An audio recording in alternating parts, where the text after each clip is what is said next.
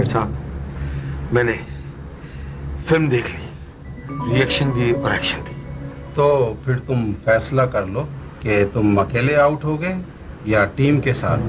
मैं तो बहुत बेचैनी से तुम्हारा इंतजार कर रहा हूँ कि कब तुम अखबार ज्वाइन करोगे और कब हमारी दुनिया खत्म होगी।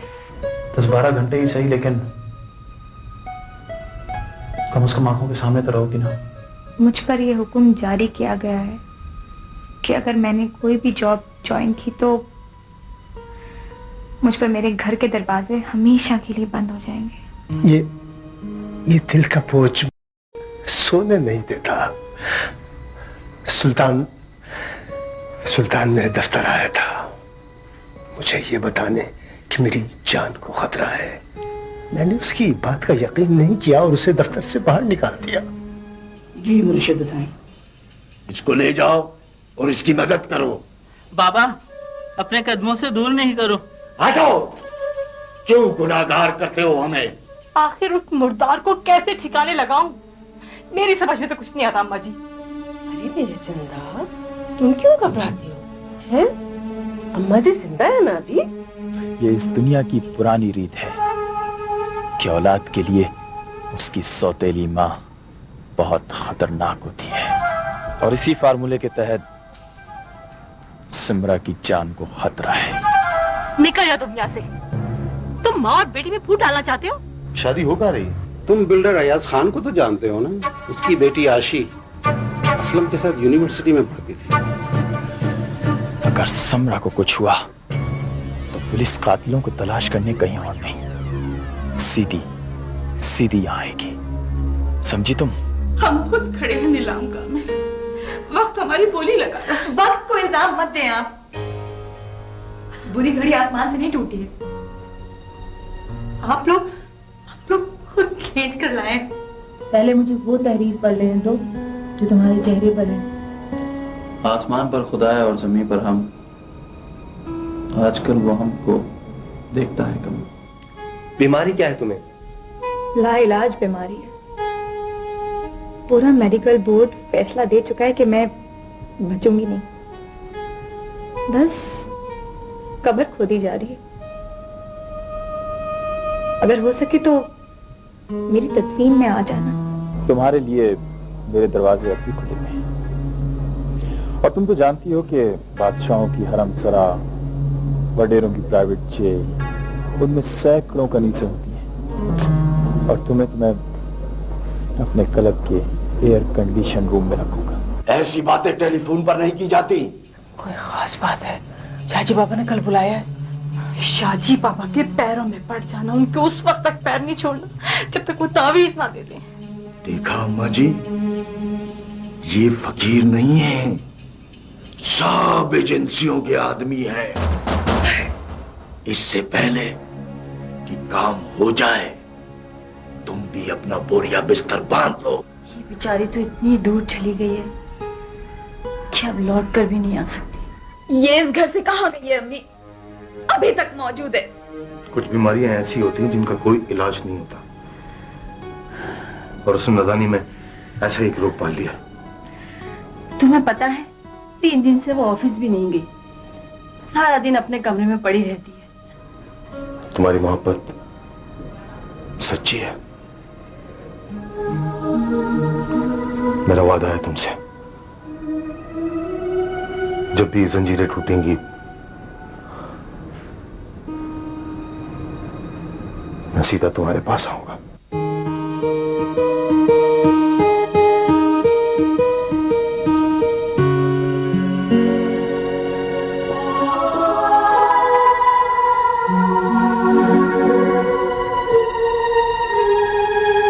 बस सुल्तान,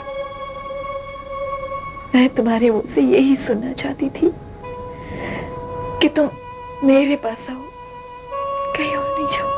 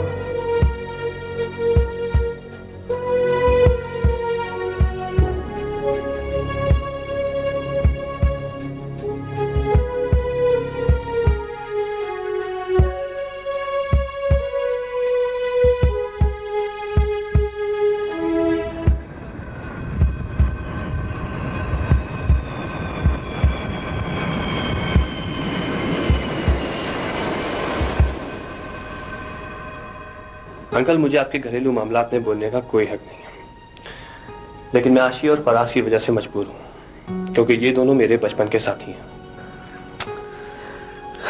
बेटा, ये दोनों तो तुम्हारे बचपन के साथी हैं, लेकिन मेरी औलादें भी तो हैं। तो फिर आखिर आप इनसे जीने का हक क्यों छीन रहे हैं?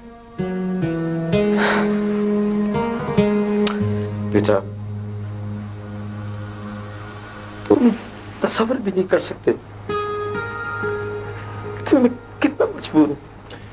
अंकल, आपने सेठ अकरम से कोई कर्जा लिया हुआ है? ये लीजिए, ये है 1 करोड़ का ड्राफ्ट, और अगर रकम इससे भी ज्यादा है तो मैं 1 हफ्ते के अंदर उसका इंतजाम कर दूंगा।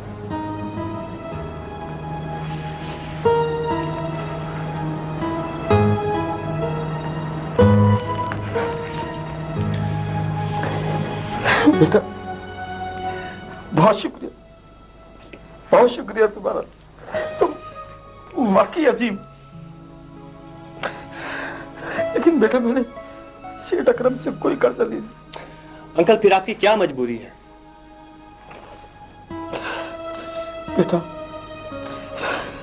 यूं समझ लो कि अगर ये शादी नहीं हुई तो इस घर से 3 जनाजे उठेंगे और मेरी बेटी अगवा कर ली जाएगी। अंकल, आप एक काम करें, आपको अपनी जान का खतरा है, आप मेरे साथ अमेरिका चलें और हमेशा के लिए वहीं रह जाएं। नहीं बेटा, तुम नहीं जानते, सेठ अकरम के बहुत लंबे हाथ हैं। मैं नहीं चाहता कि मेरी वजह से तुम किसी अजाब में फंस जाओ। किसी पर कोई अजाब नहीं आएगा डैडी। 3 जानें बचाने के लिए 1 जान तो कुर्बान की जा सकती है ना। सुल्तान भाई, ये देखिए, ये बेस्ट कार्ड है। वाकई भाई, दूल्हा की पसंद की तो दाद देनी पड़ती है, दूल्हा फिर दूल्हा होता है। अच्छा डैड, मैं चलता हूँ। Okay sir. ओके सुल्तान भाई, खुदा हाफिज। सुल्तान, तुम ही ये कार्ड छपवा दो। कितने? 2000 3000? नहीं, 100 काफी होंगे। इतने तो फकीरों की शादी में भी नहीं होते। भाई मजबूरी है, पूरे शहर को दावतनामे नहीं भेजे जा सकते। ये वो 100 आदमी हैं जो हमारे बिजनेस से ताल्लुक रखते हैं, नहीं बुलाएंगे तो शिकायत करेंगे। फिर भी सेठ साहब, असलम आपका वलीयत भी है और अकलौता भी, अरमान तो निकलने चाहिए। अरमान यहाँ नहीं निकल सकते, बाहर निकालेंगे। प्रोग्राम है हमारा, दुबई में निकालेंगे अरमान। अरे असलम का वलीमा है, देखना कैसे कैसे लोग आएंगे। आप बेहतर समझते हैं। क्या देख रहे हो? कुछ नहीं। हम सब समझ रहे हैं, शादी कार्ड देख के तुम्हारे अरमान मचल रहे होंगे। अब क्या अरमान मचलेंगे सेठ साहब, अब तो सीने में दिल ही नहीं है। मेरी मानो सुल्तान, तुम भी शादी कर डालो। 2-4 साल में तुम बूढ़े हो जाओगे, वरना बुढ़ापे की शादी बीवी से जूतियां खिलवाती है। बड़े पते की बात की है आपने सेठ साहब। मेरी माने तो असलम को हनीमून पर भेजकर खुद भी दूल्हा बन जाए। बुढ़ापे में तन्हाई बड़ी जानलेवा होती है। अरे हमारा क्या पूछते हो, हम बरसाती दूल्हा तो नहीं है, हम 12 महीनों के दूल्हा हैं। हाँ। देखो बेटा, तुमने जो भी फैसला किया है वो निहायत तकलीफ दे भी है और मुश्किल भी।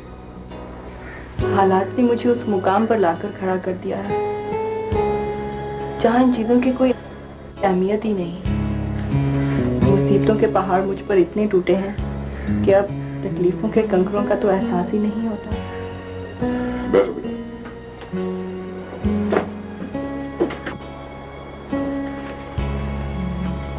समरा बेटा, जो कुछ भी तुम्हारे साथ हुआ मुझे उसका बहुत अफसोस है।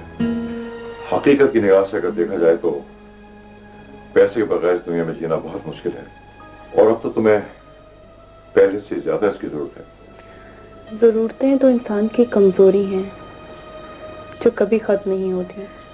ख्वाहिशों के दलदल में हम जरूरतों के जाल तो बुनते रहते हैं और यही जाल जिंदगी का दायरा कम कर देते हैं और फिर मरने की जरूरत आ ही जाती है। देखो बेटा, तुम्हारा खानदानी लॉयर होने की हैसियत से मेरा फर्ज है कि मैं तुम्हें यह कदम उठाने से रोकूं। तुम नहीं जानती कि तुम्हारे बाप एक एक इंच जमीन के लिए लड़ा करते थे और तुम इस सब कुछ जाया कर देना चाहती हो। क्या फायदा इस जमीन का, जिस जमीन ने उन्हें अपनी गोद में जगह देने से इनकार कर दिया। ये जमीन, जायदाद, रुपया, पैसा तो सब यहीं रह जाएगा। इंसान के साथ तो उसके अमाल जाते हैं ना। मैं चाहती हूँ कि मेरे डैड के गुनाहों का किसी हद तक तो कफारा हो जाए।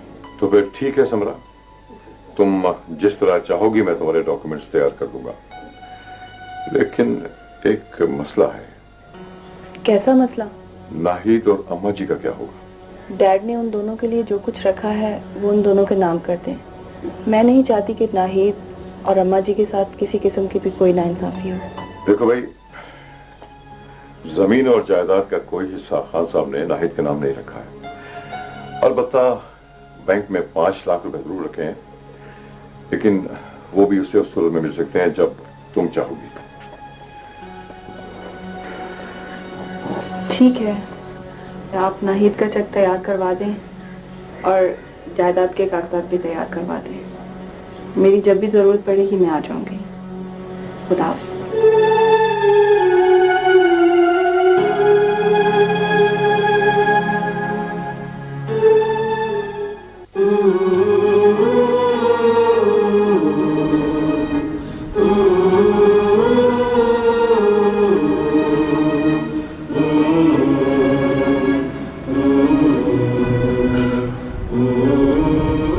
घास ने तुम्हारा क्या बिगाड़ा है जो इस पर सितम ढा रही हो? ये घास अपनी जमीन और बुनियाद से महरूम हो चुकी है। अब इसकी कोई हैसियत नहीं। देखो आशी, मैं जानता हूँ तुम बहुत पढ़ी लिखी हो। तकरीरी मुकाबले में हमेशा तुमने पहली पोजीशन हासिल की है, लेकिन मुझे इस तरह अल्फाजों के जाल में मत फंसाओ, ना उलझाओ मुझे। मैं ये कहना चाहती थी कि अगले इतवार को मेरी शादी है। और तुमने हाँ कर दी? माँ उस दूध का हक मांग रही थी जो डब्बे का था, और बाप मेरी फरमाबरदारी की इंतहा देखना चाहता था। और मेरा हक? तुम्हारी आला तरफी से उम्मीद है तुम मुझे माफ कर दो।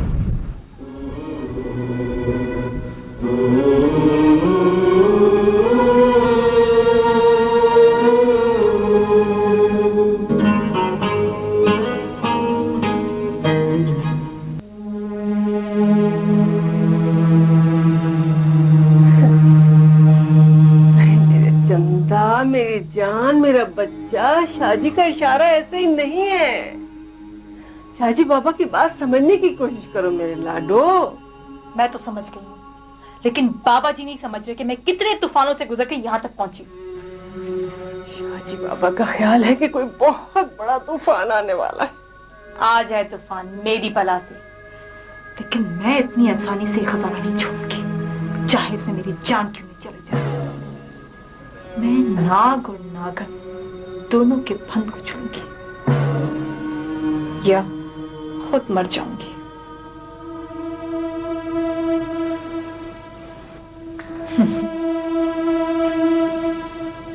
किसी का कुछ नहीं बिगड़ेगा अम्मा जी। बुढ़ापे में तेरी मिट्टी खराब हो जाएगी।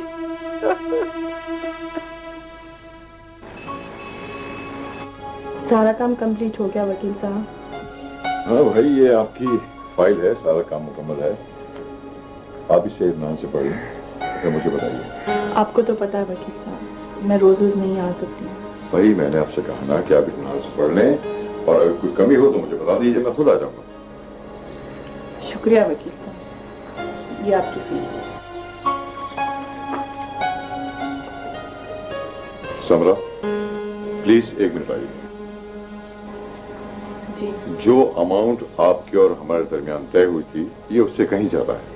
मुझे मालूम है आप क्रिमिनल्स और फ्रॉड लोगों के केसेस नहीं लड़ते हैं, इसे आप मेरी तरफ से गिफ्ट समझ के रख लीजिएगा। बाप और बेटी में कितना फर्क है? अयाज खान, मैं तुम्हें एक दुनिया परस्त इंसान तो समझता था, लेकिन तुम इतना घटिया और जलील और कमीने निकलोगे इसका मुझे बिल्कुल भी अंदाजा नहीं था। अरे तुम्हें अगर अपनी बेटी की शादी करनी थी तो खामोशी से कर लेते। तुम तुम्हें कौन रोक लेता? लेकिन तुम्हारी तो फितरत है शरीफ लोगों को जलाना, उनके डंक मारना। रहने दें डैडी, जिनको जलना होता है वो चुपचाप जल जाते हैं, और जिनको डंक लगता है वो चुपचाप जहर पी लेंगे। ये कार्ड कौन लाया था? कह रहा था सेठ अकरम ने भेजा और कहा है कि शादी में जरूर आइएगा, बहुत एंजॉय करेंगे। ये तुम हो सेठ अकरम? कार्ड पर अकरम शेख लिखा है, इसीलिए मैं तुम्हें नहीं पहचान सका। कौन अकरम शेख? बहुत मशहूर स्मगलर है सेठ अकरम। पिछले दिनों मैंने इसकी लांच पकड़ी थी, सोने से भरी हुई। और अब उसने हमारी भांजी आशी को उठा लिया, उसे अगवा कर लिया, और हम पुलिस में भी रिपोर्ट नहीं दर्ज करवा सकते। सब्र से काम लो, मैं भी अपने बेटे की कुर्बानी दे चुका हूं। हो सकता है तुम्हें शौहर की भी कुर्बानी देनी पड़े। ये सिला मिला है तुम्हारी ईमानदारी का, जिंदगी भर का रोना और उम्र भर के नासूर।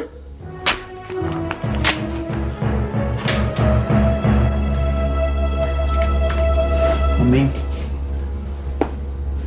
ईमानदारी तो ईमानदारी है, हमेशा अपने चाहने वालों से जख्म और नासूर ही मांगती है।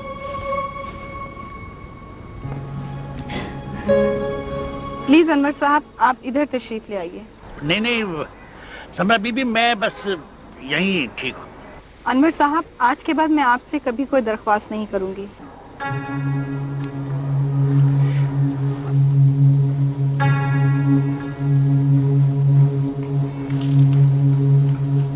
बिस्मिल्लाहिर्रहमानिर्रहीम। क्यों मैडम, अभी से खुदा याद आने लगा? प्लीज आप लोग मेरी बात गौर से जरा सुन सकते हैं? बीबी जरा एक मिनट। बड़े अफसोस की बात है, यकीनन इस तरह की बातें करने वाला आदमी साहब ही नहीं हो सकता। मुझे याद है कल तक आपको इस कॉन्फ्रेंस में आने की इजाजत नहीं मिलती थी, और आज आपको इजाजत मिल गई है तो आप इस तरह की बातें कर रहे हैं। क्यों खामखा कलम को बदनाम करते हैं? बहुत बुरी बात। ना प्लीज बीबी, आप प्लीज। मैं अनवर हुसैन साहब की बहुत शुक्रगुजार हूँ, जिन्होंने मेरे जज्बात की तर्जुमानी की। ये वो सहाफी हैं जिनसे कि मेरे वालिद साहब ने हमेशा नफरत की, क्योंकि ये हमेशा सच्चाई के लिए लड़े। इन्होंने अपने आप को कभी भी बाजारे सियासत में फरोख्त नहीं किया। पिछले दिनों मुझ पर एक कयामत टूटी, मगर आप हजरात ने अपने अखबारात में रंग भरने के लिए मुझ मजबूर लड़की पर इतनी कयामतें ढाई कि मैं उनको शुमार भी नहीं कर सकती। अनवर हुसैन साहब इस मुल्क के सबसे बड़े अखबार के मालिक हैं, मगर इन्होंने मेरी कयामत के बारे में एक लाइन भी नहीं लिखी, बल्कि मेरे गुनाहों की पर्दापोशी की। मैं इस अजीम शख्स की हमेशा इज्जत करती रहूंगी। जितनी चाहे आप लोग तस्वीरें खींच लें, आज मैं अपना मुंह नहीं छुपाऊंगी। और मैं क्यों अपना मुंह छुपाऊं? मुंह तो वो लोग छुपाएं जो इस चादर और चार दीवारी के मुहाफिज हैं। मैं कौमी प्रेस के सामने ये एतराफ करती हूँ कि मेरे बाप दादा मनफी सियासत के अलमबरदार थे। हमारे महलों की दीवारें उस वक्त बुलंद हुई जब गरीबों के बहुत सारे घर उजाड़ दिए गए। पागल हो गई लड़की, सबके सामने अपने बुजुर्गों को क्यों बदनाम कर रही हो? प्लीज मम्मी, वो आपके नहीं मेरे बुजुर्ग थे, और मैं भी इसी वैश्याना सिस्टम की पैदावार हूँ। मुझसे भी बहुत सारे गुनाह हुए हैं और मैं अल्लाह से उन गुनाहों की माफी मांगती हूँ। खुदा मेरी खताओं को माफ करें। इस वक्त मेरे वालिद नाकाबिले बयान अजियत में मुब्तला हैं। उन्होंने जिन जिन लोगों का दिल दुखाया है, उन सब से मेरी फकीराना दरख्वास्त है कि वो खान उमराव खान को माफ कर दें। अब आप लोग कुछ सवाल कर सकते हैं। मैं ये जानना चाहूंगा समरा, किस इंतहाई तकलीफ दे वाक़े के पीछे आखिर वो क्या अवामिल है जो कार फरमा थे? क्या इसके पीछे कोई सियासी इंतकाम था, या इसके साथ साथ कोई एक ऐसा प्लान था कि जो इस वक्त कुछ छुपाया जा रहा है या हमारे सामने नहीं आ रहा? माफ कीजिए, मैं आपके सवाल का जवाब नहीं दे सकती। तो मिस समरा, इसका मतलब ये हुआ कि आप उनसे डरती हैं? डरती हूँ, मगर दुनिया वालों से नहीं।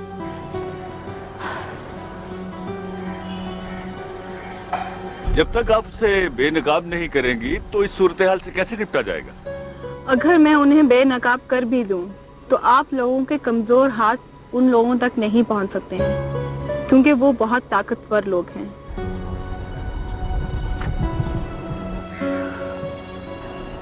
फिर उससे कौन हिसाब लेगा? वो जो सबसे ज्यादा ताकतवर है। मैंने अपनी एफआईआर उसकी अदालत में दर्ज कर दी है। अब आखिरी बात, मैंने अपनी सारी जायदाद उन लड़कियों के नाम कर दी है जिनकी चादरें उनसे छीन गई थी। खुदा हाफिज। ये सरासर नाइंसाफी है मेरे साथ। समरा ने मुझे सुतेली माँ समझ के ये जालिमाना सलूक किया है। मैं खान साहब की बीवी हूँ। अरे आप लोग कहाँ जा रहे हैं? बड़ी प्रेस कॉन्फ्रेंस तो अब होगी, मेरा बयान भी छपेगा। बेगम साहिबा, आप खुद सियासतदान हैं, आप प्रेस रिलीज भेज दीजिए, शायद हो जाएगा।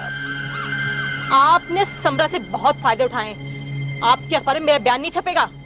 बेटी, अनवर साहब सही कह रहे हैं। अम्मा जी, आप इन्हें समझाइए, इनको नींद की बड़ी सख्त जरूरत है, वरना ये खुद एक खबर बन जाएंगे। नींद की जरूरत तो आपको है, बहुत फायदा उठाए ना खान साहब से। मैं अदालत में जाऊंगी। अरे अरे मेरी बच्ची, अरे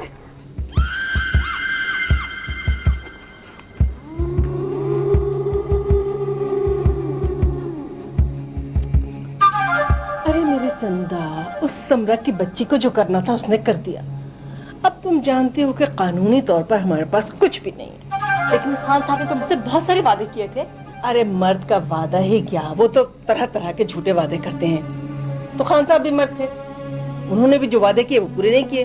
कहा कुछ, किया कुछ। आखिर ये सब कुछ हमारे साथ कब तक होता रहेगा?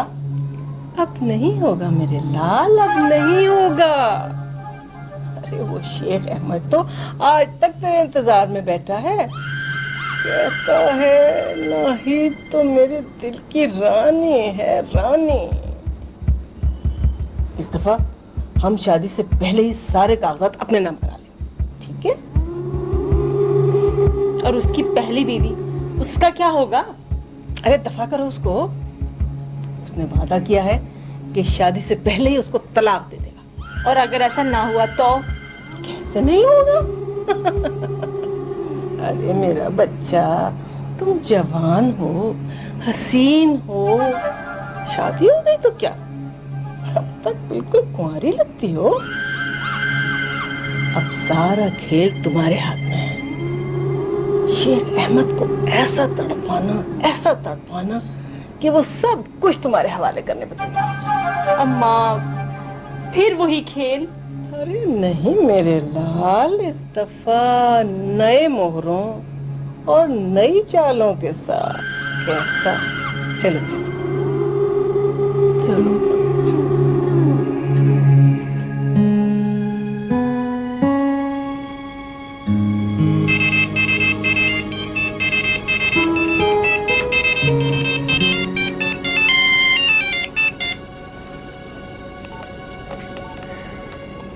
हाँ राजू, क्या खबर है? बेटा कुछ दिन और रुक जाते। अंकल, खुदा मुझे वो दिन ना दिखाए। बेटा, ये सब मुकद्दर का खेल है। नहीं आंटी, ये खेल तो इंसान खुद खेल रहा है। मैं तो समझता था कि वहां के लोग मशीनी हैं और मादियत के दलदल में डूब गए। यहाँ आकर पता चला कि हम भी तो मशीनी हैं, बल्कि मादा परस्तियत में उनसे भी ज्यादा। फर्क सिर्फ इतना है कि उन्होंने अपने चेहरों को खुला रखा हुआ है और हमने ढांप के, मुनाफिकों की तरह। तुमने ठीक कहा आमिर, हम मुनाफिकत में और निकम्मेपन में सबसे आगे। मैं तुम्हें नहीं कह रहा हूँ आशी, तुम तो मेरे लिए एक मिसाल हो। तुम्हें देखकर तो मुझे इंसानियत पर एतबार आया है। मुझसे बड़ा मुनाफिक भला कौन होगा, जिसके दिल में कुछ है और जाहिर में कुछ। खुदा के लिए आशी ऐसा मत कहो, सारी जिंदगी यही सोच सोच कर जलता रहूंगा। तुम्हारे लिए कुछ ना कर सका?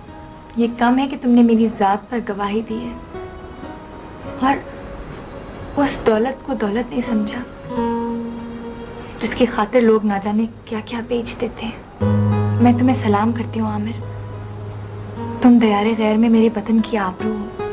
समझ में नहीं आता आशी, तुम्हें क्या तोहफा दूं, क्या दुआ दूं, जानने वाला जानता है।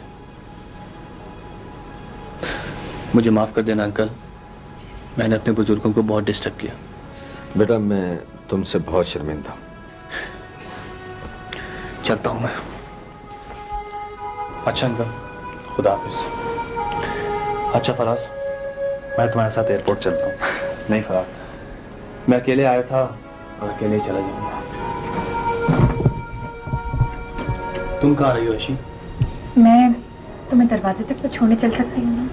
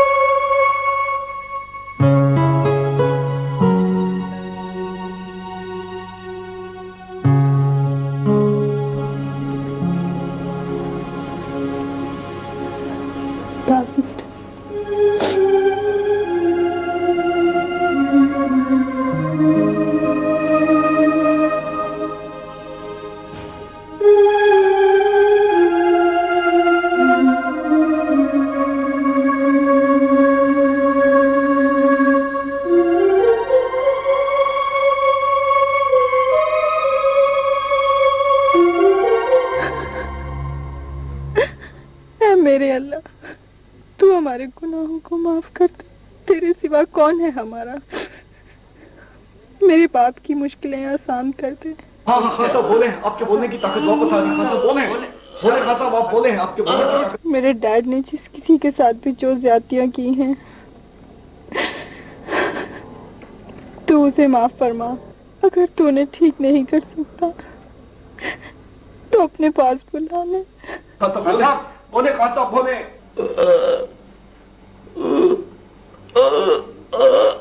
तू जब तक उनके गुनाहों को माफ नहीं करेगा, मैं ऐसे ही तुझसे रहम की भीख मांगती रहूंगी। उनकी मौत को आसान कर दे, उनकी मौत को आसान कर दे, उनको बख्श दे।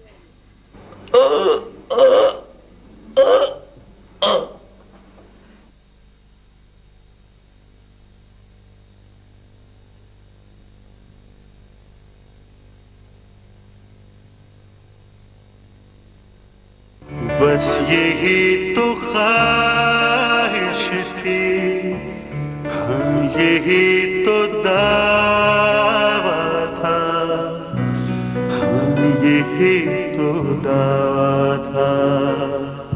तुमने खुद कहा था, तुमने खुद कहा था,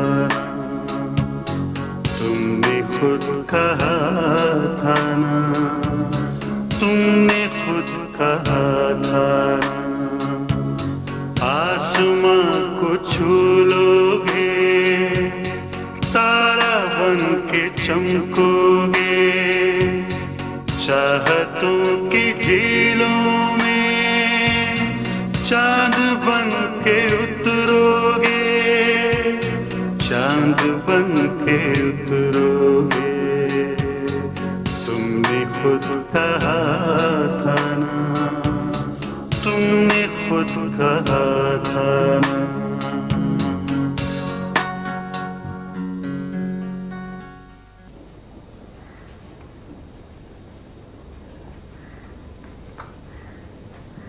क्या बात है? आप जब भी मेरे पास आते हैं उलझे उलझे आते हैं। कभी तो इन फिक्रों परेशानियों को बाहर छोड़कर आया करें। बाहर ही तो छोड़कर आया हूं, दरवाजे पे खड़ी मेरा इंतजार कर रही होंगी। आपने कभी ये भी सोचा है कि मैं भी तो कितना इंतजार कर रही हूँ? चाय बहुत अच्छी बनाई है आज। बात को टालने का अच्छा बहाना है। पहले की बात और थी, अब मैं तुम्हें नहीं टाल सकता। तो फिर मेरे सवाल का जवाब क्यों नहीं देते? मैं भी तुम्हारा इंतजार ही करता रहता हूं। हम जैसे लोग शायद इंतजार करने के लिए पैदा होते हैं। ये इंतजार खत्म भी तो किया जा सकता है, ये तो इंसान के अपने बस में है। कठपुतलियां अपने बस में नहीं होती रीशा, उनकी डोरें किसी और के हाथ में होती हैं। तो फिर उन हाथों को काट ही क्यों नहीं देते जो इंसान को तमाशा बनाए हुए हैं? कैसे काटूं? इन हाथों को तो तुमने बांध रखा है। मेरा अजाब यह है कि मैं आपका चेहरा देखकर दुखों का अंदाजा तो कर सकती हूँ, लेकिन उन्हें दूर नहीं कर सकती। मेरी तुमसे बस एक आखिरी इल्तिजा है, कुछ देर के लिए मेरे हाथों को खोल दो। और अगर ऐसा ना करूं तो मुझे सारी जिंदगी अफसोस रहेगा कि मैं तुमसे इजाजत लिए बगैर चला गया। मैं क्या, मेरी इजाजत क्या, सब जाने के लिए आप भी चले जाएं। आप अपने दिल पर कोई बोझ न डालेंगे। आपके हाथ भी खुले हुए हैं और पैरों में भी कोई जंजीर नहीं। स्टेज सजा दिया गया है रीशा, बाजीगर जमा होना शुरू हो गए। बस कुछ ही देर में तमाशा शुरू हो जाएगा। दुआ करना मेरे हाथों की लाज रह जाए।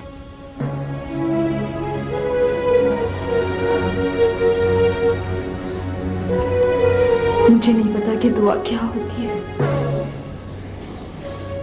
मैंने तो आपके सिवा कुछ मांगा ही नहीं।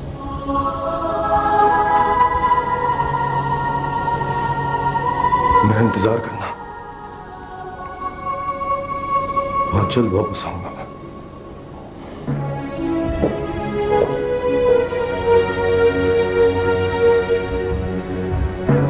तुम अब कभी वापस नहीं आओगे। आज तुम्हारे जाने का अंदाज ही दूसरा है।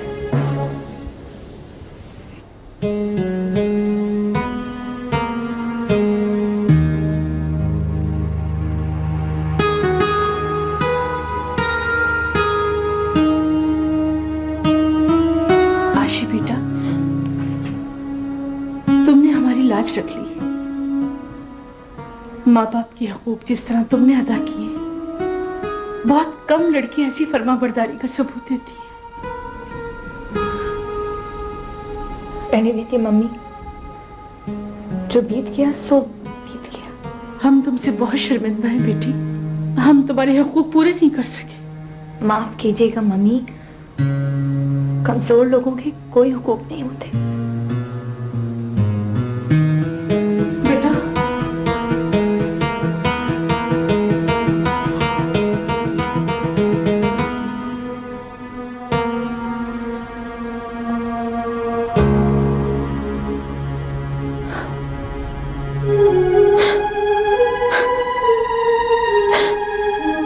तुम्हारे साथ इंसाफ नहीं हुआ आशी।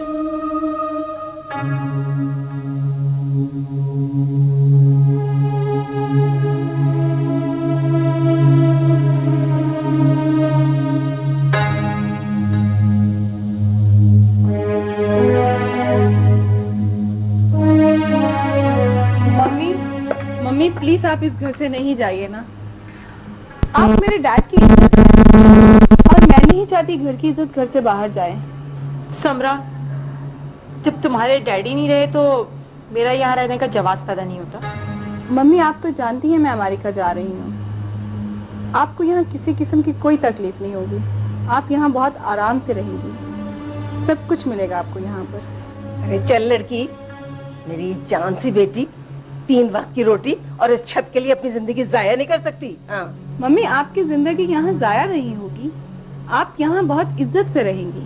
समरा, अम्मा जी ठीक कहती हैं, तुम्हारी इज्जत तुम्हें मुबारक हो। Mummy, mummy please.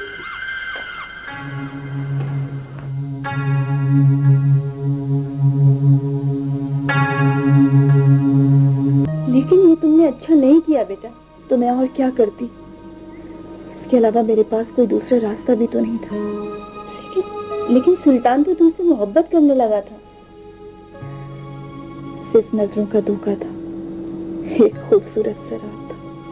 सच तो यह है कि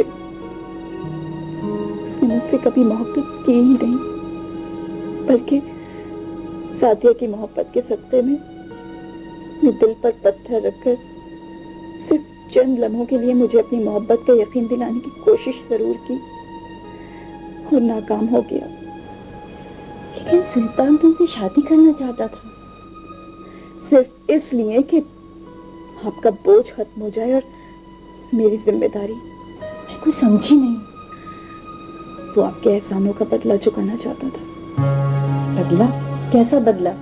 सादिया को पालकर जो आपने एहसान किया था, उस एहसान के बदले में वो मुझसे शादी कर इस एहसान को खत्म करना चाहता था। तुमसे ये बात सुल्तान ने कही थी? अम्मी, बातें कहने की नहीं बल्कि समझने की होती है। मैंने सुल्तान को टूट कर चाहा, दिल की गहराइयों से उससे मोहब्बत की, मगर जब भी उसके दिल में घुसने की कोशिश की, हमेशा सादिया सामने आ गई। उसकी नजरों में प्यार तलाश किया तो बदले में तरस मिला। लेकिन आपकी बेटी इतनी खुदगर्ज नहीं है कि भीख में मोहब्बत लेकर आपकी ममता की कीमत चुका दे। अम्मी, मैंने आज सुल्तान को आजाद कर दिया है ताकि ज़ीशान को आशी की मोहब्बत मिल जाए और सादिया के बाद एक एहसान सुल्तान पर भी हो जाए। मुझे तो मालूम ही नहीं था कि मेरी बेटी इतनी समझदार और इतनी मजबूत है। हाँ अम्मी, मोहब्बतों के चिराग जलते रहने चाहिए।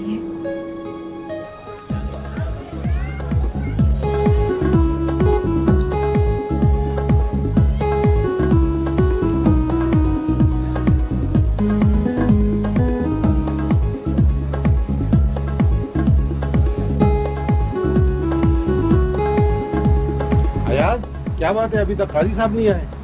अभी भी फोन किया, उन्होंने पहुंचने ही वाले। लीजिए डैड, काजी साहब तो नहीं आए, सुल्तान भाई आ गए। सुल्तान, तुम यहाँ? दूल्हा वालों की तरफ से आया हूँ, बिन बुलाया मेहमान नहीं। अयाज, ये हमारे खास मेहमान हैं ये। अच्छा फिर तो ये हमारे खुसूसी मेहमान हैं। सुल्तान, मगर तुम क्लाशनकोव के साथ क्यों आए हो? शादी में फायरिंग नहीं होती, लेकिन ये तो हमारे प्रिंस की शादी है, इंटरनेशनल शादी। कुछ देर बाद ऐसी फायरिंग होगी, सारी दुनिया की फजाएं गूंज उठेंगी। Hands up! कोई अपनी जगह से ना ले, मिलना नहीं। सुल्तान, ये क्या हरकत है? सुल्तान, ये क्या पागलपन है, क्या हो रहा है ये? भागो भाई यहाँ से, यहाँ गोलियां चलने वाली है। कोई अपनी जगह से हरकत नहीं करेगा, बाहर भी मौत खड़ी है। जो यहाँ से बाहर जाएगा वो मारा जाएगा, और जो यहाँ बैठा रहेगा अमान में रहेगा। इस ड्रामे का आखिरी सीन देखते जाएं, आप लोगों को कुछ नहीं होगा। बैठ जाए अपनी जगह पे।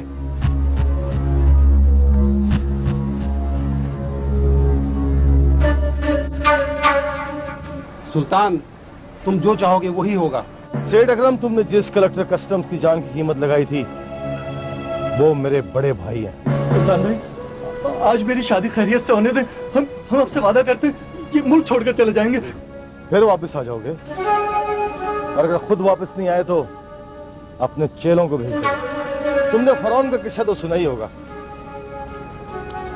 अल्लाह इस बात पे कादिर था कि वो चाहता तो फरौन के महल में ज़लज़ला ले आता और वह खुदाई का झूठा दावेदार अपने महल के मलबे के नीचे दब के हलाक हो जाता।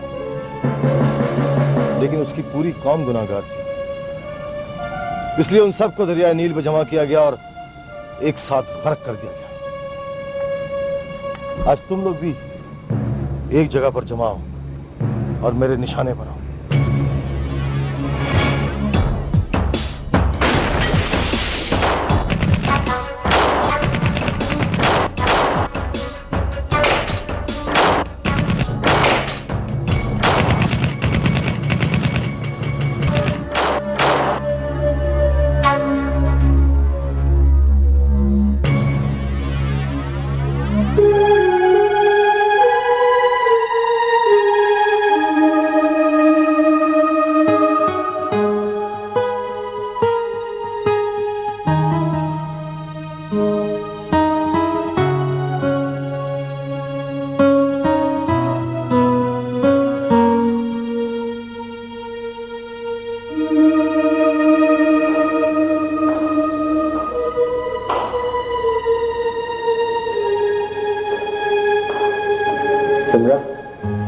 मेरे पास अब कुछ भी नहीं बचा है।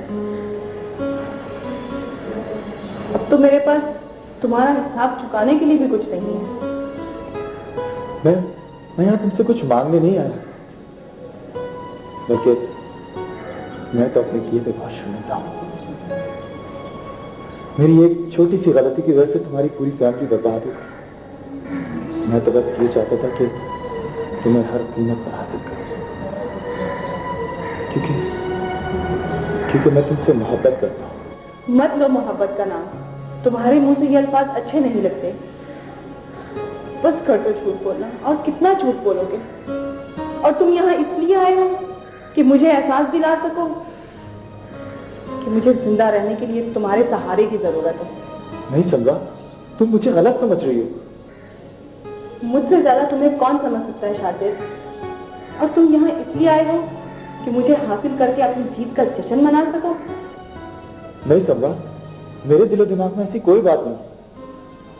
मैं तो बस ये चाहता था कि हम दोनों मिलकर एक नई खुशगवार जिंदगी शुरू करें।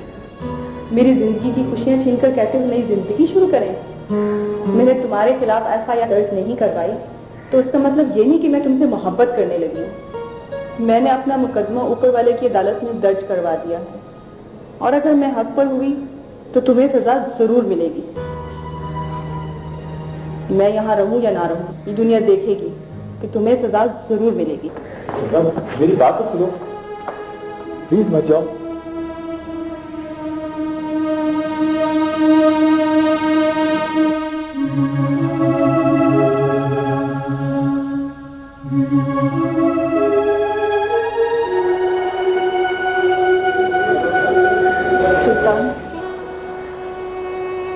किसी दिन के लिए कहता हूं कि ये रोग मत लगाओ। मोहब्बत हर किसी को रास नहीं आती। मैं शर्मिंदा हूं तुमसे। तुम शर्मिंदा क्यों हो रहे हो? तुम तो मोहब्बत करने वालों के लिए एक मिसाल हो। बस अब तुम जाओ।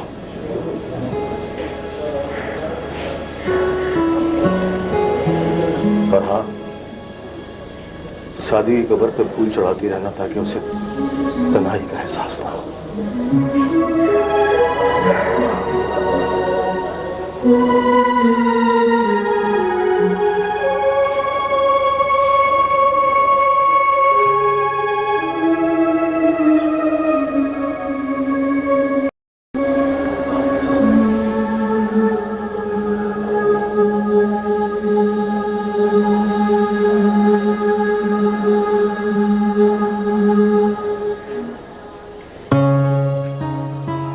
जान,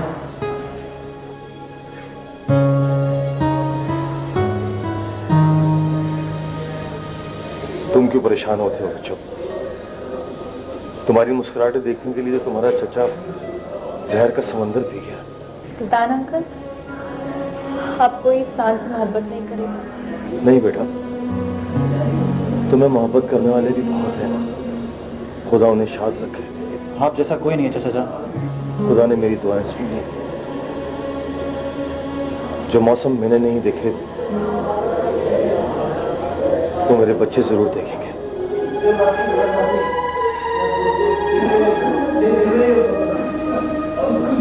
मेरे प्यारे भाई, मुझे माफ कर दो। बस भाई साहब,